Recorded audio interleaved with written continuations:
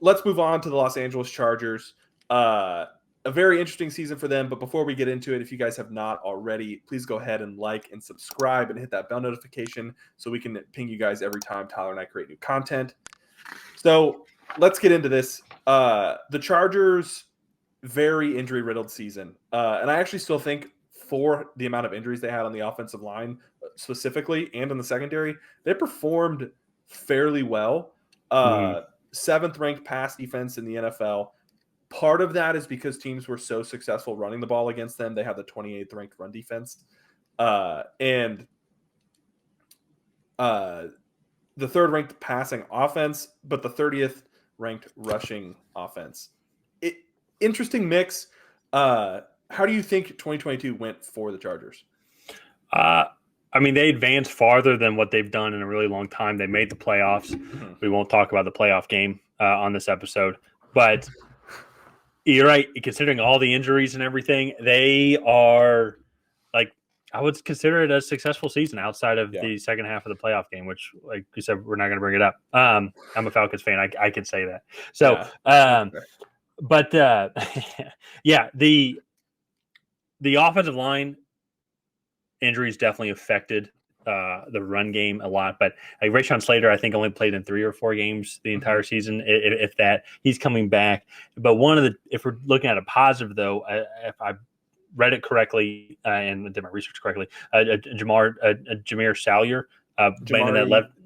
Salyer, Jamar Salyer went in that left tackle spot and actually did decently well. And with the right tackle that is on free agency now, Trey Pipkins, I think you can slide him over there without making any other moves. I mean, you want to keep adding depth to the offensive line position. But when Slater comes back, in general, though, that offensive line did decently well, maybe improve a little bit at the guard position. And I say that just because it's like Austin Eckler is still one of the best running backs in the league. He 915 rushing yards with 13 touchdowns, but it's the dual threat capability. He is a pure 3-down back. He had 107 receptions this past season for 722 yards and 5 touchdowns. I mean, that is a lethal weapon in the backfield, and they still have a lot of weapons. Mike Williams, when healthy. How many touchdowns did you say? I have 5 receiving touchdowns here. Oh, okay. Yeah. It sounded like you said 22 touchdowns. No, he had 18 total touchdowns. Oh, okay. So, yeah. Sorry, but I just misheard that. No, you're good. But one of the things I think it's going to be interesting, though, and there's going to be some people that are going to be leaving, I think, because they're at negative $20 million in cap space. Do you have the same thing? Negative 20.1. Okay. So a lot of rumors about Keenan Allen being cut and being a cap casualty as well. And I think that it would be a loss, yes, but I think that they can replace his value in the draft. I agree. There's a lot of guys from the first round to this, even really the second and third, that I think have a very similar skill set to what Keenan Allen offers Jackson Smith and Jigba, Jordan Addison, Parker Washington, even guys like Jaden Reed really kind of give a similar vibe. And so with all 7 picks, I think the Keenan Allen if he were to be cut, I don't think he would really be missed, especially he missed half the season anyways, and they still had a very elite passing attack. Well, it all depends on on how the rookie does that replaces him, on if he'll be missed or not. Because I think he will be missed, because he did in the 10 games he had 752 yards on 66 catches, and 4 touchdowns. That being said, though, I think Josh Palmer really started to rise. He had 72 catches for 769 yards. I think he can go opposite Mike Williams. I think if you go get a Jackson Smith and Jigba, I think he can replace not only Keenan Allen, but also DeAndre Carter, who's also hitting free agency as well. Yeah. And so I think they can even get another maybe speedster receiver as well later on in the draft. So it's going to be tough, but I think that they'll be able to make those moves. Yeah. The guy, sorry, I just hit me. The guy I actually really like, who I think could replace Keenan Allen really well, is Xavier Hutchinson from Iowa State. He's a big slot, a little bit more muscly than Keenan Allen, but he runs great routes and very consistent, solid hands. I think that would be the guy that they could take in the third round to replace him. They could, if they want to go a different route with that first overall pick. So offensively, very interesting to think. I think if they say healthy on the offensive line, they have a good offensive line.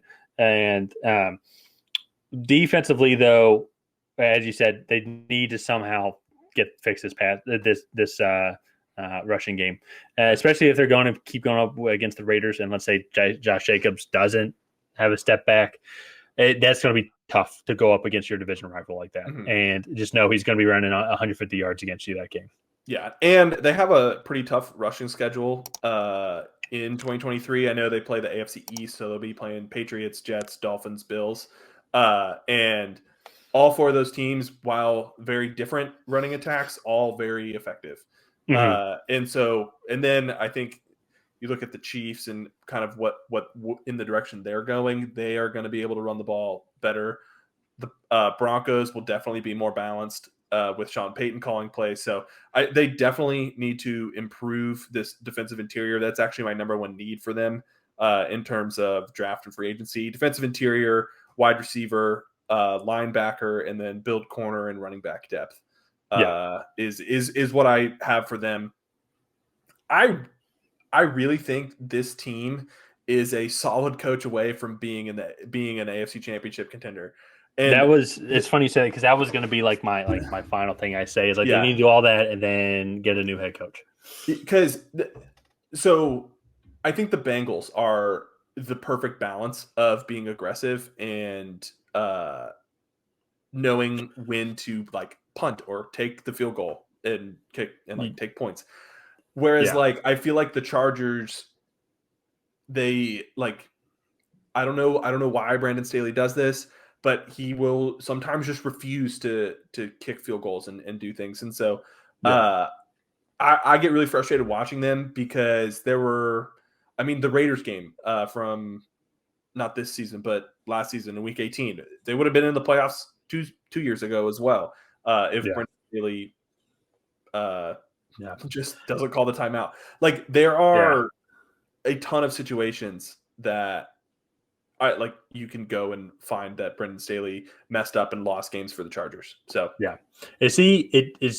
And I guess this will be the final thing on the Chargers. But is he the coach with the hottest seat going into 2023? I mean, I would have to think so. If you look at his talent, and it's not just that though, but then you look at all the mistakes that he has made. If he continues those, it's dude, it's what are you you're not just doing. It's not like you're getting the injury bug.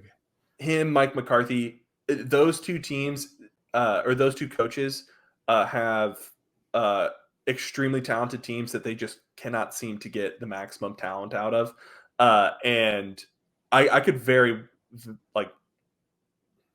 well see the Chargers moving on from Brandon Staley if he continues to make those bonehead decisions that he does. Because him and Zach Taylor, weren't they both? They were both hired in the same year, but aren't they both from the same coaching tree? I can't remember. I can't remember. I can't tell my trees apart. And so, for me, I just think Zach Taylor is the correct version of what Brendan Staley is trying to accomplish. Yeah. Yeah, I agree. It's for Chargers fans. I mean, all in all, a good season, positives, keep moving forward. Another thing also too is that I forgot to not only were all the injury bugs, but Justin Herbert was playing with I think the fractured ribs, rib ligament or something like that for a long time, and so he fought through it. He had another great season. Another 4,500 plus yard season. 4,700 yards, but that'll wrap it up with the Chargers. Looking forward to kind of seeing what they do in the offseason, some of the moves that they make and who they end up drafting.